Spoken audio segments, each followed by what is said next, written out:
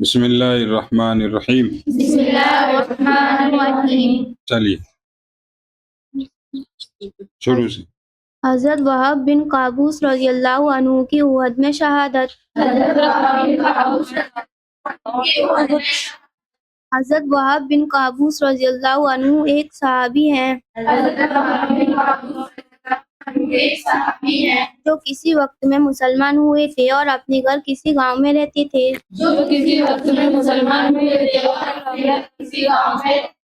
بکریاں چراتے تھے. اپنے بھتیجے کے ساتھ ایک رسی میں بکریاں باندھے ہوئے مدینہ منورہ پہنچے.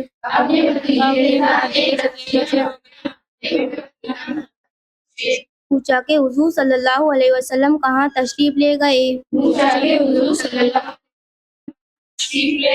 معلوم ہوا کہ احد کی لڑائی پر گئے ہوئے ہیں. احد چلے. معلوم ہوا کہ احد کی لڑائی میں گئے ہوئے ہیں. میں ہے کہ پر ہے؟ پر کو میں سے بدل رہی ہے. اقلاب کا قاعدہ ہو رہا ہے کیا؟ معلوم ہوا کہ احد کی لڑائی پر گئے ہوئے ہیں. بکریوں کو وہیں چھوڑ کر حضور صلی اللہ علیہ وسلم کے پاس پہنچ گئے.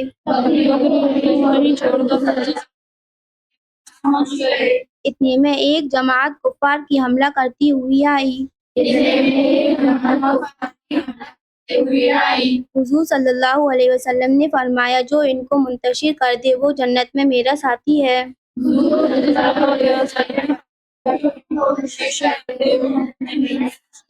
منتشر کر دے، بھگا دے، جو ان کے منہ پھیر دے، بھگا دے. مطلب یہ حملہ کرنے والے آ رہے ہیں بلوائی، ان کو بھگا دے، دور کر دے. منتشر کر دے، بکھیر دے.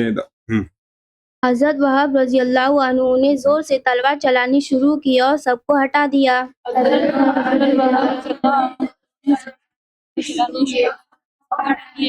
دوسری مرتبہ پھر یہی صورت پیش آئی. تیسری مرتبہ پھر ایسا ہی ہوا.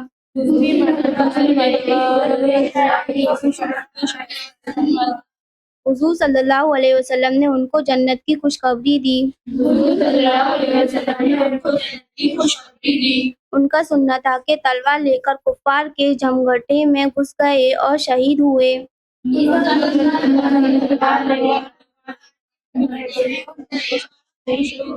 حضرت سعد بن ابی وقاص رضی اللہ عنہ کہتے ہیں کہ میں نے وہب رضی اللہ عنہ جیسی دلیری اور بہادری کسی لڑائی میں نہیں دیکھی.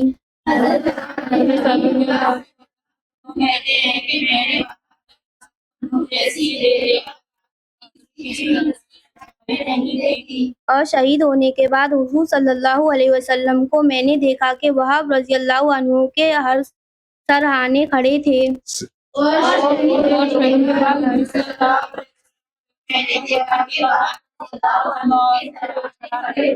سرہانے بولے تو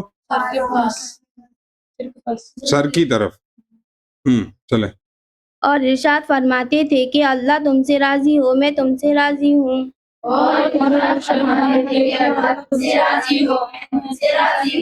اس کے بعد حضور صلی اللہ علیہ وسلم نے خود اپنے دستے مبارک سے دفن فرمایا.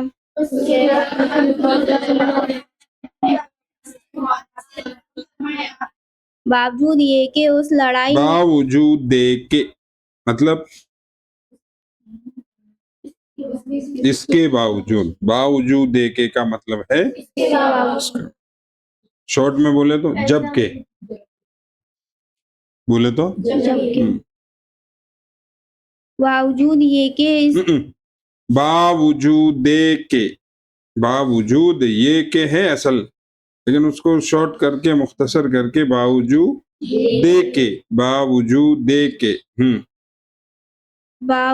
دے کے اس لڑائی میں حضور اقدس صلی اللہ علیہ وسلم خود بھی زخمی تھے.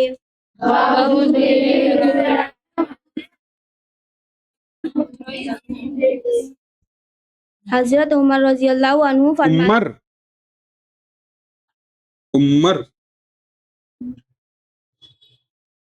حضرت उमर, क्या पढ़ेंगे बोल?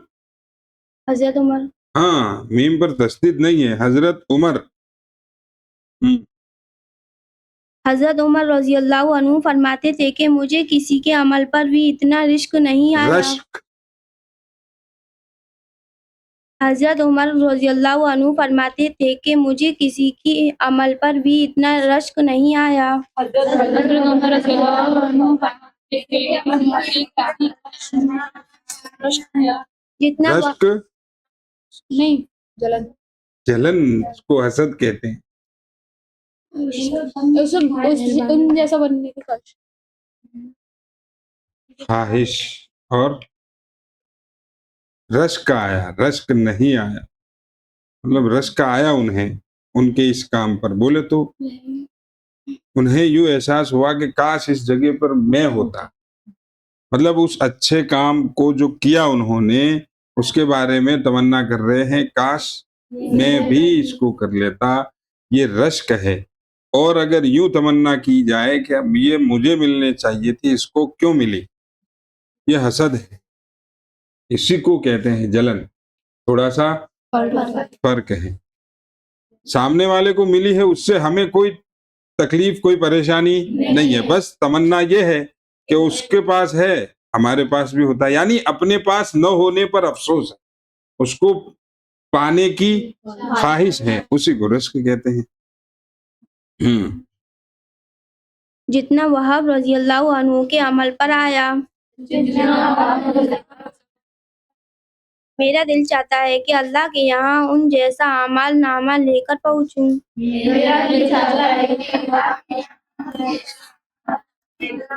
आमाल नामा, आमाले नामा, आमाल नामा बोले तो नहीं, पूरी लाइन का मतलब हिसाब किताब। मेरा दिल चाहता है कि अल्लाह के यहाँ उन जैसा आमाल नामा लेकर पहुंचूं। एक सहाब, यहाँ एक बड़ी शानदार बात है, सुभान अल्लाह, कि एक सहाबी जो खुद सहाबी है, उनके जन्नती होने में कोई शक नहीं है, लेकिन फिर भी उनकी तमन्ना क्या है कि मैं भी इन जैसा बन, मैं भी। सहाबी खुद तमन्ना कर रहे हैं कि मैं कयामत अल्लाह के सामने जाऊं तो इनके जैसा बन। तो हमें तो और ज्यादा कोशिश और मेहनत करनी चाहिए। कल के सबक में एक बात अधूरी रह गई थी, जिसका अंदाजा मुझे बाद में हुआ, वो भी देर रात अंदाजा हुआ कि यार कल की वो बात तो अधूरी रह गई। मैंने एक बात कही थी ईमान के मुतालिक, ईमान के झैल में, कि क्या कहा था कि डॉक्टर के घर पैदा होने वाला डॉक्टर नहीं बनता। फिर मैंने कहा था ईमान वाले के घर पैदा होने वाला नहीं होता। लेकिन हदीस यूं कहती है कि पैदा होने वाले तो सारे ही फितरत इस्लाम पर पैदा होते हैं। इस बात को और ज्यादा तफसील से अगर थोड़ा दिमाग में लाना है तो कल वाले सबक को सुन लिया जाए। कल की तारीख डली हुई है, उसमें पूरी बात समझ में आ जाएगी कि मैं आज कहना क्या चाह रहा हूं। तो मैंने दावा क्या किया था कि डॉक्टर के घर, प्रिंसिपल के घर, लेक्चरर के घर, ये दावा था। अब दावत को समझाने के लिए जो दलील लाया मैं, वो इस पर सेट नहीं हुई, तो बात तो वही की वही रह गई ना। मेरा दावा था कि बाप के पास जो चीज है वो बेटे के पास नहीं होती। खास तौर पर गुण के मुतालिक, सिफात के मुतालिक जो चीजें हैं, अच्छाइयां या बुराइयां बाप के अंदर है, वो पैदाइशी तौर पर बच्चे में नहीं होती। उसके लिए मेहनत करनी पड़ेगी उसको, उसके जैसा बनने के लिए। फिर मैंने कहा था कि सारे बच्चे फितरत इस्लाम पर पैदा होते हैं, तो दावा गलत हो गया ना। वही हदीस से बढ़कर तो हम है नहीं, नबी पाक सल्लल्लाहु अलैहि वसल्लम की जात से बढ़कर हमारी कोई बात नहीं है।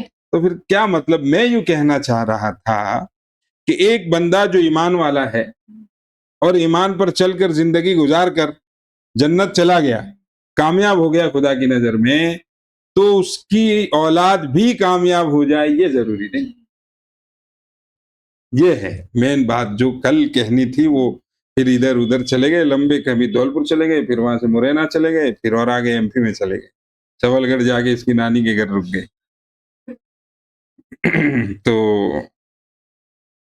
یہ کہنا چاہ رہا تھا کہ ایک ایمان والا بندہ ہے، وہ ایمان اور اعمال ایمان پر عمل کر کے خدا کی نظر میں، بولو بولو، خدا کی نگاہ میں کامیاب ہو گیا، تو اس کی اولاد بائی ڈیفالٹ پیدائشی طور پر کامیاب نہیں ہوگی۔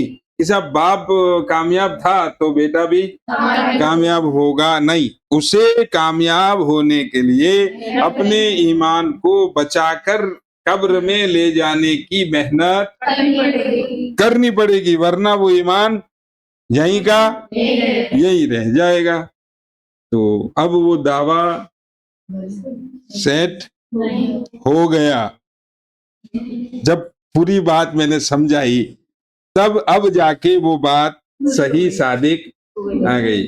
ضروری نہیں ہے کہ باپ ایمان پر چل کے کامیاب ہو گیا تو بیٹا بھی ایمان پر چل کے کامیاب ہو جائے۔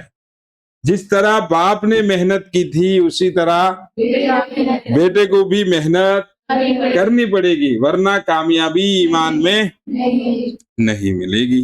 اتنی سی بات سمجھانی تھی۔ خیر، اب کہاں تھے وہیں آ جاؤ۔ فائدہ ہے ہی نہیں اس کا۔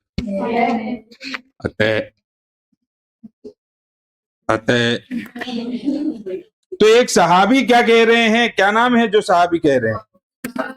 حضرت سعد بن ابی وقاص رضی اللہ عنہ کہتے ہیں کہ میری یہ تمنا ہے کہ میں بھی ان کے جیسا بن کے قیامت کے دن اللہ کے سامنے اعمال نامہ پہنچوں۔ تو ہمیں تو وہ تو صحابی ہے اور صحابی جیسا بننے کی تمنا کر رہے ہیں۔ اب یہاں ایک بات اور دماغ میں آ گئی، ابھی جسٹ جیسے بجلی کوندتی ہے برسات میں، ایسے بجلی سی کوندی کہ ہمارے ہیں دو اصول، وہ والی بات یاد آ رہی ہے۔ لوگ کہتے ہیں حدیث اور اللہ کا،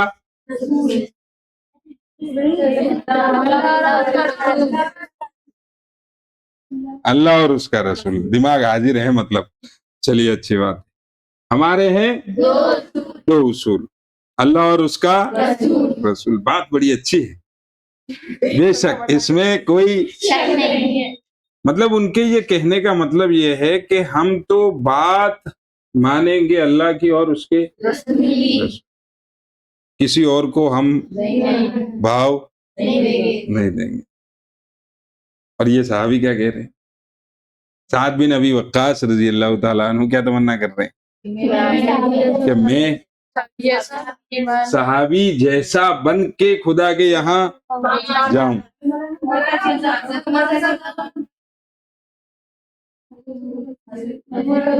ارے کوئی بھی کہہ رہا ہے، کہہ تو صحابی رہے ہیں، وہ صحابی کیا کہہ رہے ہیں؟ ان کے جیسا، حضرت وہب جیسا اعمال نامہ لے کے خدا کے یہاں جاؤ۔ اتنی سیدھی سی بات ان عقل کے اندھوں کو سمجھ نہیں ہے۔ سمجھ گئے؟ پہنچ گئے نا اس بات تک؟ تو ٹھیک ہے، چلیے۔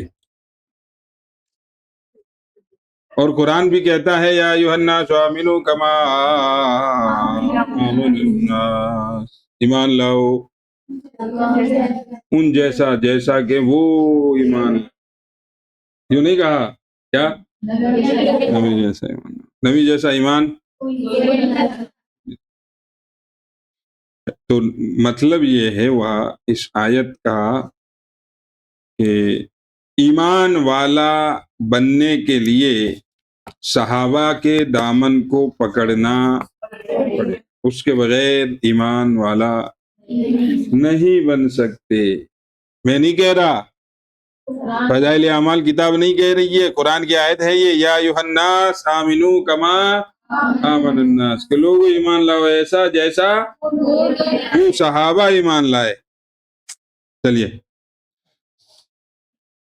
فائدہ،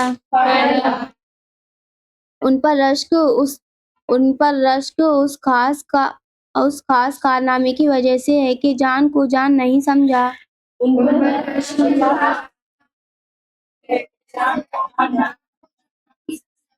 ورنہ خود حضرت عمر رضی اللہ عنہ اور دوسرے حضرات کے دوسرے کارنامے اس سے کہیں بڑے ہوئے ہیں۔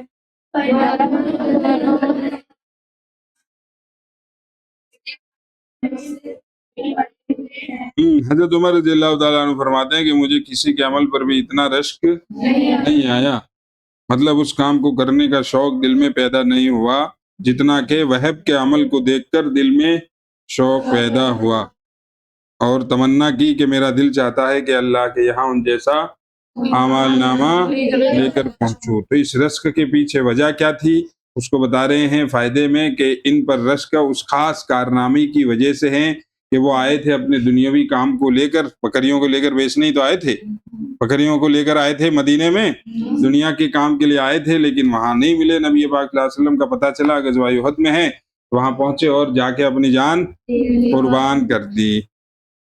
تو اس کارنامے کی وجہ سے کہ انہوں نے اپنی جان کو جان نہ سمجھا، ورنہ اس وجہ سے وہ رشک کیا حضرت عمر رضی اللہ عنہ، ورنہ حضرت عمر رضی اللہ تعالیٰ عنہ اور دوسرے حضرات کے دوسرے کارنامے اس سے کہیں بڑے ہوئے ہیں۔ چلیے بیر معونہ کی لڑائی۔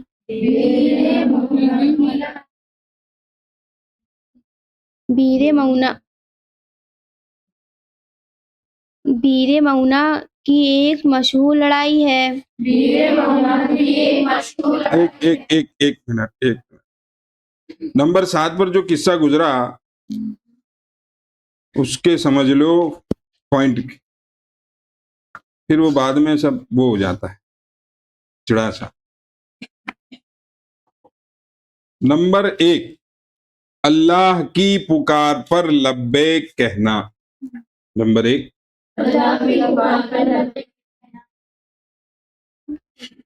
حضرت وہب رضی اللہ عنہ بکریاں چرانے والے ایک عام انسان تھے، لیکن جیسے ہی انہیں دین کی خدمت کا موقع ملا انہوں نے اپنی بکریاں چھوڑ دی اور اللہ کے رسول صلی اللہ علیہ وسلم کے پاس پہنچ گئے اور جا کر اپنی نمبر 2 پہ بہادری اور دلیری، انہوں نے اکیلے ہی دشمن کے بڑے لشکر کا مقابلہ کیا اور انہیں کئی بار پیچھے ہٹنے پر مجبور کیا۔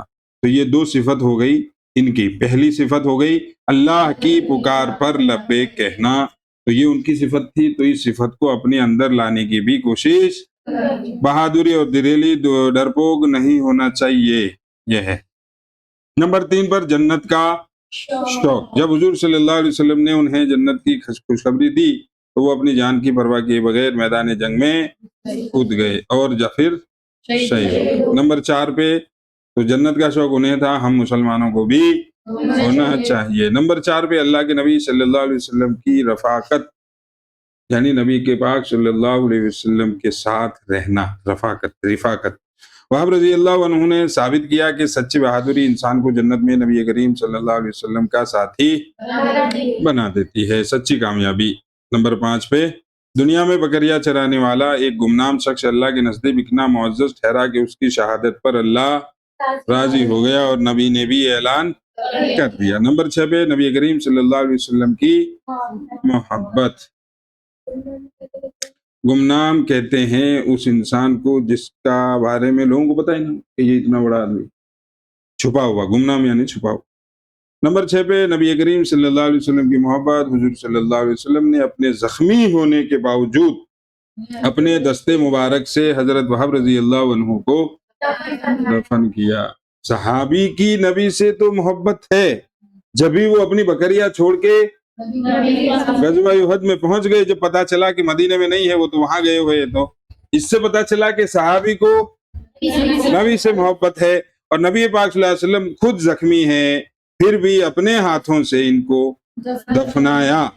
اس سے پتہ چلتا ہے کہ نبی پاک صلی اللہ علیہ وسلم کو بھی اپنے صحابہ سے ان سے بھی نمبر 7 نیک اعمال پر رشک. حضرت عمر رضی اللہ عنہ جیسا عظیم انسان بھی وہب جیسے اعمال لے کر اللہ کے پاس جانے کی تمنا کرتا تھا، یعنی اللہ کی آواز پر لبیک کہنا اور آگے پیچھے سوچے بغیر اپنی جان کو قربان. نمبر 8 پہ فرما برداری، انہوں نے وہی کیا جو ان کے وقت کے سب سے بڑے لیڈر یعنی رسول اللہ صلی اللہ علیہ وسلم نے حکم دیا تھا. نبی پاک صلی اللہ علیہ وسلم کا حکم تھا کہ بھائی غزوہ احد کا موقع ہے، وہاں پر ضرورت ہے، سارے ساتھی وہاں پہنچے. جب انہیں پتا چلا کہ نبی پاک صلی اللہ علیہ وسلم آ گئے ہوئے ہیں تو اپنا کام چھوڑ کے وہاں پہنچ گئے. نمبر 9 موقع کی قدر، انہوں نے یہ نہیں سوچا کہ میں تو گاؤں سے آیا ہوں، بلکہ موقع ملتے ہی سبقت لے گئے، یعنی وہاں پہنچ گئے. موقع ملتے ہی جلدی کی سبقت لے گئے، یعنی آگے بڑھ گئے. تو ہمیں بھی موقع ملتے ہی عمل کر لینا چاہیے. نمبر 10 اللہ کی رضا سب سے بڑی نعمت، سب سے بڑی کامیابی یہ ہے کہ اللہ کس سے راضی ہو جائے؟ بندے سے. نمبر 10 پہ اللہ کی رضا سب سے بڑی نعمت ہے. چلیے آگے بڑھو.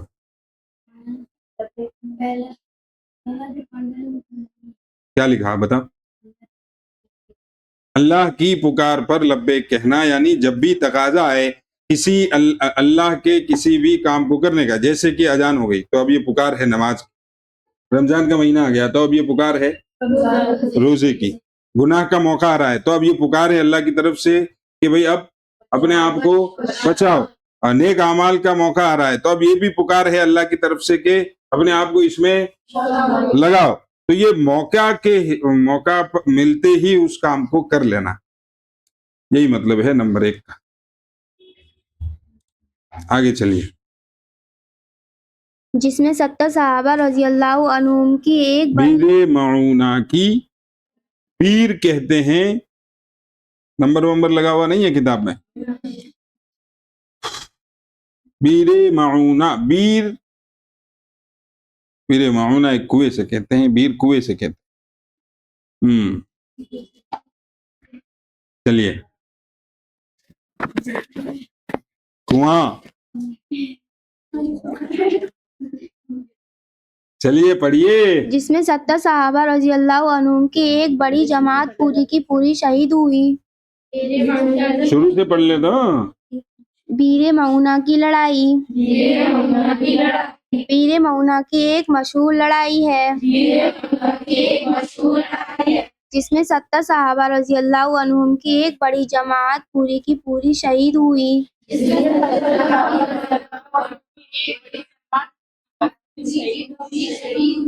جن کو قرہ کہتے ہیں، اس لیے کہ سب حضرات قرآن مجید کے حافظ تھے. قرآن مجید نہیں ہے، قرآن مجید. پڑھو دوبارہ. اس لیے کہ سب حضرات قرآن مجید کے حافظ تھے اور سوائے چند مہاجرین کے اکثر انصار تھے.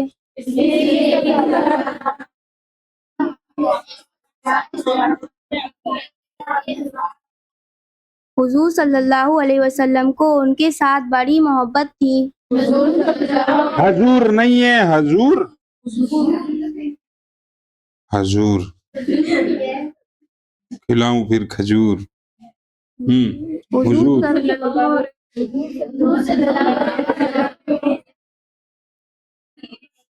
کیونکہ یہ حضرات رات کا اکثر حصہ ذکر و تلاوت میں گزارتے تھے.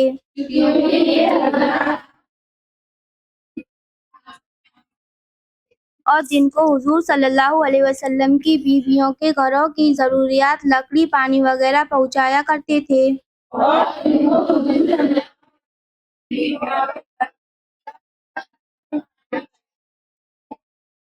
کن لوگوں کی بات ہو رہی ہے؟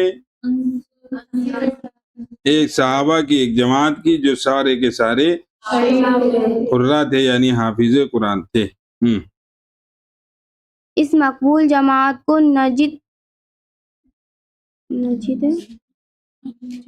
نجد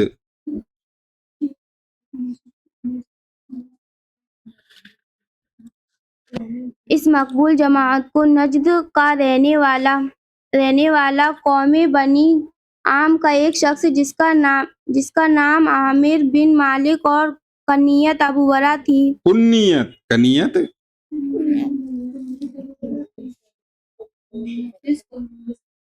اس مقبول جماعت کو نجد کا رہنے والا قوم بنی عام کا ایک شخص جس کا نام عام ہے وہ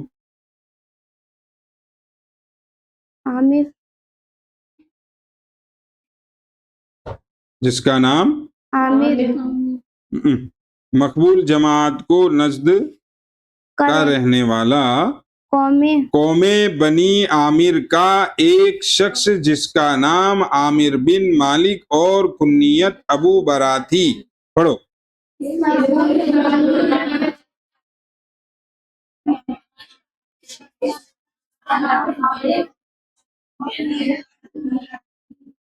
اپنے ساتھ اپنی پناہ میں تبلیغ اور وعظ کے نام سے لے گیا تھا.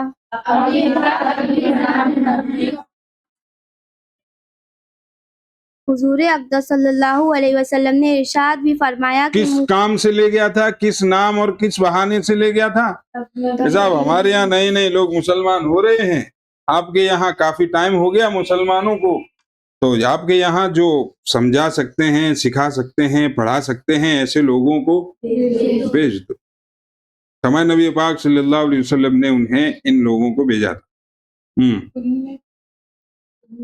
کنیت اس نام کو کہتے ہیں جس میں باپ اپنے بیٹے کی طرف نسبت کر کے اپنا کوئی نام رکھ دے، جیسے میں اپنے آپ کو ابو امامہ لکھتا ہوں سوشل میڈیا. چلیے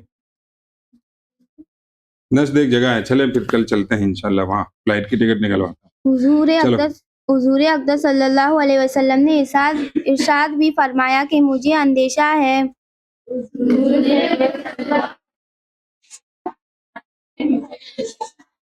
کہ میرے اصحاب کو مضرت نہ پہنچے. مضرت کہ میرے کہاں ہے انگلی اصحاب رکھنا؟ کو مضرت نہ پہنچے. مگر اس شخص مضرت بولے تو تکلیف میں پہنچے. اس بات سے بھی یہ بات ثابت ہو گئی کہ نبی پاک صلی اللہ علیہ وسلم عالم الغیب نہیں تھے. کیا نہیں تھے؟ جیسا کہ لوگوں کا دعویٰ ہے. چلو ہم تھوڑی دیر کے لیے ان کی بات کو مان لیتے ہیں کہ نبی عالم الغیب تھے، تو پھر نبی پاک صلی اللہ علیہ وسلم عالم الغیب یعنی سب کچھ جاننے کے بعد بھی ان کو مرنے کے لیے کیوں بھیجا؟ کوئی نبی اس کام کو نہیں کر سکتا. چلیے. مگر اس شخص نے بہت زیادہ اطمینان دلایا. آپ صلی اللہ علیہ وسلم نے ان 70 صحابہ رضی اللہ عنہم کو ہمراہ کر دیا.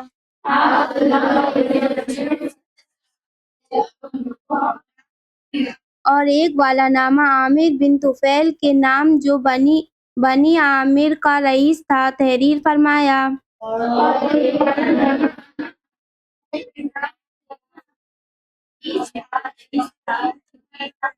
والا نامہ یعنی بولو خط،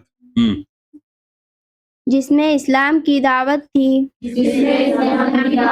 یہ حضرات مدینے سے رخصت ہو کر بیر مونا پہنچے تو ٹھہر گئے.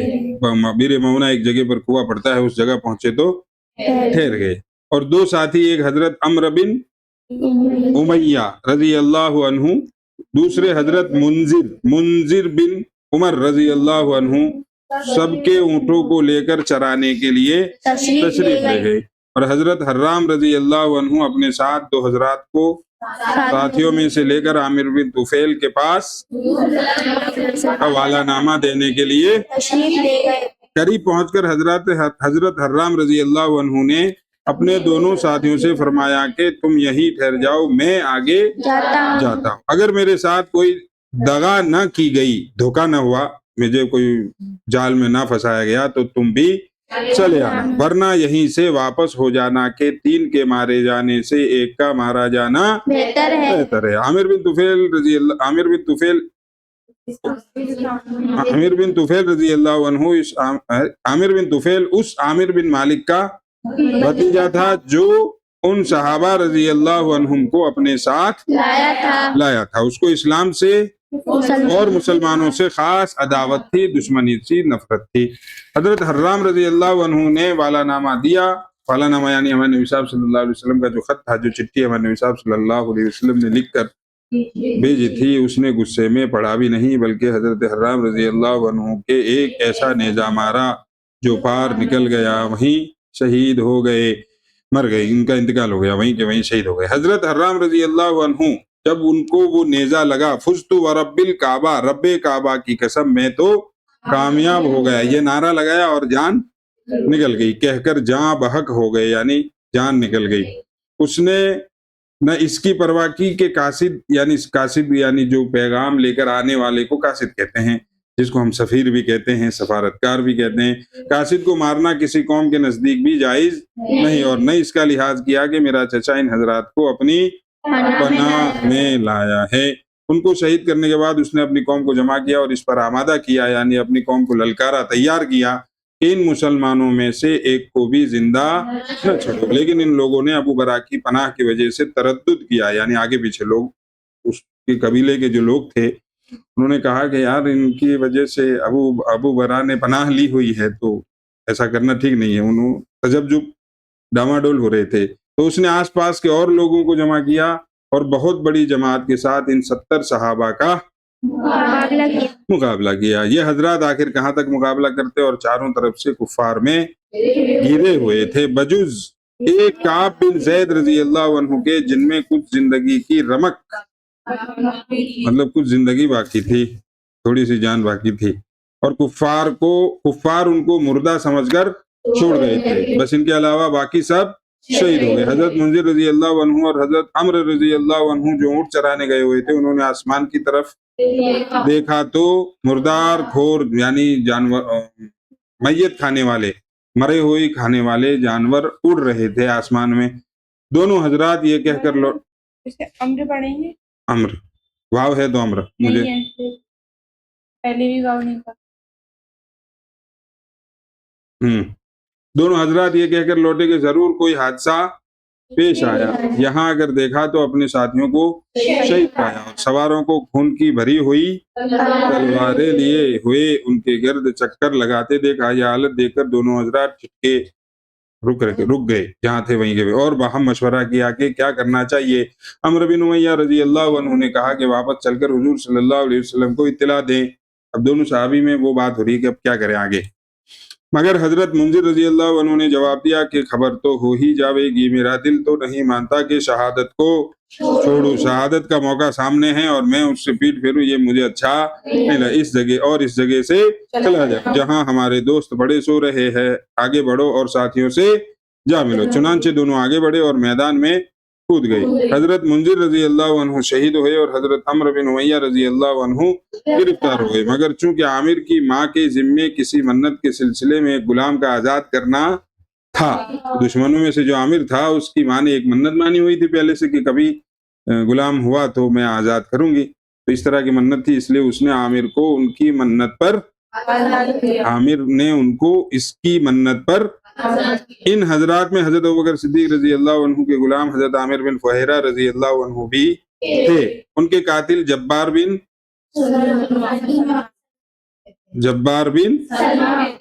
سلمہ کہتے ہیں کہ میں نے جب ان کو برچھا مارا اور وہ شہید ہوئے تو انہوں نے فزت واللہ یعنی خدا کی قسم میں کامیاب ہو گیا یہ نعرہ مارا، زبان سے الفاظ نکلے۔ اس کے بعد میں نے دیکھا کہ ان کی نعش آسمان کو اڑی چلی گئی، میں بہت متحیر ہوا۔ کافر بتا رہا ہے کہ میں اپنے کفر کے زمانے میں یہ بات دیکھی تھی، میں بہت متحیر ہوا، تعجب ہوا مجھے، اور میں نے بعد میں لوگوں سے پوچھا کہ میں نے خود برچھا مارا، وہ مرے لیکن پھر بھی وہ کہتے ہیں میں کامیاب ہو گیا۔ وہ کامیابی کیا تھی؟ لوگوں نے بتایا کہ وہ کامیابی جنت کی تھی۔ اس پر میں مسلمان ہو گیا۔ فائدہ کیا ہے؟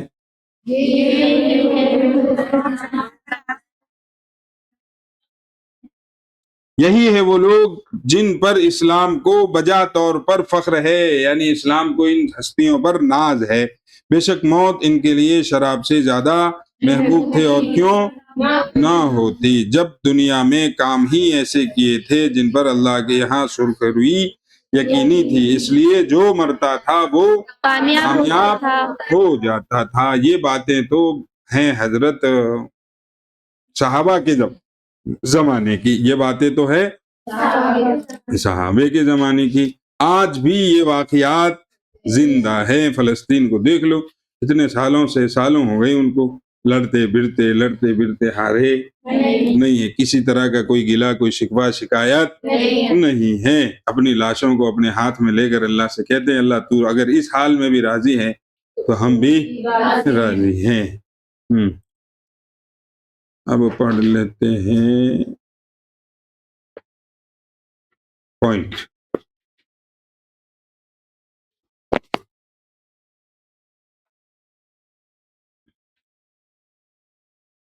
نمبر 1، قرآن سے محبت۔ جو جماعت گئی ہے وہ کون ہے؟ سب قرہ ہے، حفاظ ہے، حافظ ہے، آج کی بھاشا میں۔ نمبر 1، قرآن سے محبت۔ شہید ہونے والے تمام 70 صحابہ قرآن کریم کے حافظ تھے، جو رات کو اللہ کی عبادت کرتے تھے، اور آج کا یہ حالت ہے کہ یہ تو رات کی عبادت بات کی ہو رہی ہے، آج کی حالت یہ ہے کہ دن میں بھی عبادت نہیں ہوتی، جو کہ کرنا جن کا فرض ہے وہ اس میں بھی کوتاہی ہوتی۔ نمبر 2، خدمت کا جذبہ۔ وہ لوگ حافظ قرآن ہونے کے باوجود دن میں لوگوں کے گھروں میں پانی اور لکڑیاں پہنچانے کی خدمت کرتے تھے۔ وہ لوگ کون ہیں؟ کون؟ صحابی تو ہے ہی ہے، حافظ صاحب ہے، حافظ صاحب کون ہے؟ حافظ صاحب خیر، تو کوئی شرم محسوس نہیں ہوتی تھی، اور ان کے اندر جذبہ تھا لوگوں کے خدمت کا، جو آج لوگوں میں نہیں ہے۔ تو یہ جذبہ ہمارے اندر پیدا ہونا۔ نمبر 3 پہ تبلیغ دین۔ وہ لوگ اپنی جان خطرے میں ڈال کر دور دراز علاقوں میں لوگوں کو اللہ کا راستہ بتانے گئے تھے۔ کیوں گئے تھے؟ نبی کے کہنے پر گئے تھے، اس کی درخواست پر گئے تھے۔ وہ بندہ آیا تھا نا عامر بن، اس کی درخواست پر ہمارے نبی پاک صلی اللہ علیہ وسلم نے کیوں بھیجا تھا؟ دین کا کام کرنے بھیجا تھا۔ کیا کس لیے بھیجا تھا؟ دین کا کام کرنے بھیجا تھا۔ اور آج کے لوگ ہیں جو جاہل ہیں، جاہل انگوٹھا چھاپ، وہ یہ کہتے ہیں کہ دین کا کام صرف جماعت میں جانا ہے، پڑھنا پڑھانا، خانقاہی لائن، پیری مریدی، یہ سارے کام پڑھنا پڑھانا، قرآن جو پڑھنا پڑھانا دین کا کام نہیں ہے، نہیں سمجھتے، نہیں، ان کا دعویٰ ہے کہ دین کا کام تو جماعت میں ہی جانا، یہ غلط ہے، ہی لگانا غلط ہے۔ دین کا کام جماعت میں جانا بھی دین کا ایک، پڑھنا پڑھانا بھی دین کا ایک کام، سمجھ رہے ہیں؟ ایک مولانا صاحب جماعت میں چلے گئے، لوگوں کو پتہ چلا، ارے مولانا صاحب بھی دین کا کام کرتے ہیں، کیا کہہ رہے ہیں؟ یہ جب کوئی نیک کام یا کسی کام کی سربراہی جاہلوں کے ہاتھ آتی ہے تو پھر یہی ہوتا ہے۔ نمبر 4 پہ دشمن سے بے خوفی، یعنی کوئی ڈر نہیں ہے، بے خوف بے باکی صحابہ کرام رضی اللہ عنہم کی خاص صفت تھی۔ حضرت حرام رضی اللہ عنہ نے اکیلے جا کر پیغام پہنچانے کا فیصلہ کیا تاکہ دوسروں کی جان بچ سکے۔ دوسروں پر اپنے آپ کو قربان کرنے کا جذبہ بھی اس میں ہے چھپا ہوا۔ نمبر 5 پہ ہے کامیابی کا اصل مطلب۔ ہمارے یہاں کامیابی یہ ہے کہ روپیہ ہو، پیسہ ہو، اور لوگوں میں عزت ہو، رولا ہو سماج میں، تو اسے ہم کامیابی سمجھتے ہیں۔ تو یہ صحابی، ان کے ساتھ کیا ہوا کہ نیزہ لگ گیا، آر پار ہو گیا۔ حضرت حرام رضی اللہ عنہ نے پکار کر کہا، تکبیر بول کے کہا، رب کعبہ کی قسم میں کامیاب ہو گیا۔ تو یہ کیا کامیابی تھی؟ نیزہ میرے پاس ہے نہیں تو مار کے دکھاتا تجھے کہ کیسے کہتے ہیں۔ نیزہ ایک ہتھیار ہوتا ہے جو نوکیلا ہوتا ہے، یوں پھینک کے مارا جاتا ہے۔ خیر، تو کامیابی کا اصل مطلب ہے اللہ راضی ہو جائے۔ کامیابی کا اصل مطلب ہے اللہ راضی ہو جائے، اور صحابہ کے نزدیک یہ بات انہوں نے سمجھائی تھی۔ نمبر 6 پہ ہے دوستی اور وفاداری۔ حضرت منذر رضی اللہ عنہ نے اپنے ساتھیوں کو تنہا چھوڑ کر بھاگنے کے بجائے ان کے ساتھ مل کر جان دینے کو ترجیح دی۔ کہ بھئی ہم دوستوں کے ساتھ آئے تھے، وہ جو اونٹ چرانے گئے تھے اور واپس آئے تو دیکھا کہ بھئی کیا حالات ہے، تو ایک کہہ رہے ہیں کہ چلو واپس جا کے حضور صلی اللہ علیہ وسلم کو بتاتے، تو انہوں نے کہا نہیں، ساتھیوں کے ساتھ آئے تھے، اب یہ یہاں ہے تو وہیں ہم بھی کود جاؤ میدان میں، جو ہوگی دیکھی جائے گی۔ نمبر 7 پہ معجزہ اور کرامت۔ حضرت عامر بن فہیرہ رضی اللہ عنہ کی لاش کو فرشتوں نے آسمان پر اٹھا لیا، جسے دیکھ کر ان کا قاتل بھی مسلمان ہو گیا۔ یہ ہے کیا؟ معجزہ۔ صبر اور استقلال۔ نمبر 8، صحابہ رضی اللہ عنہم نے دھوکے اور مصیبت کے باوجود اپنے ایمان کا سودا نہیں کیا۔ ان کو لے گئے اس بہانے سے کہ صاحب چلو ہمارے یہاں پڑھانے کے لیے، مسجد میں امامت کی جگہ، آج کی بھاشا میں بات کی جائے تو مسجد میں امامت کی جگہ خالی ہے، آپ آ جائیں اور لے آئے، اور پھر ان کو ختم کر دیا جائے۔ اس طریقے سے ان لوگوں نے جال میں پھنسایا تو پھنس گئے، دھوکہ پڑا، لیکن دھوکہ ملا، پھر بھی انہوں نے اپنے ایمان کا سودا نہیں کیا۔ مر گئے، کٹ گئے، لٹ گئے، لیکن ایمان کا سودا نہیں کیا۔ تو ہم مسلمانوں کو بھی اپنے ایمان کی حفاظت اچھی طریقے سے۔ نمبر 9، اچھی زندگی کا نتیجہ۔ جو لوگ اپنی زندگی اللہ کے لیے وقف کر دیتے ہیں، اللہ ان کی موت کو بھی دوسروں کے لیے ہدایت کا ذریعہ بنا۔ زندگی اچھی گزاری ایمان اعمال والی، زندگی اچھی گزاری ایمان اعمال والی۔ تو جب موت آئے گی تو موت کے بعد بھی جنازہ دیکھ کر بھی اللہ لوگوں کو ہدایت دیتا ہے، اور ایسا ہوا ہے جیسا کہ آج ہم نے پڑھا۔ نمبر 10، دین کے خاطر قربانی۔ دین کے خاطر قربانی۔ آج ہم تک اسلام ان بزرگوں کی عظیم قربانیوں کی وجہ سے ہی پہنچا ہے۔ اگر یہ لوگ قربانیاں نہ دیتے تو میں اور آپ کیا پتا کہاں ہوتے، میں اور آپ کہاں ہوتے۔ فقط والسلام۔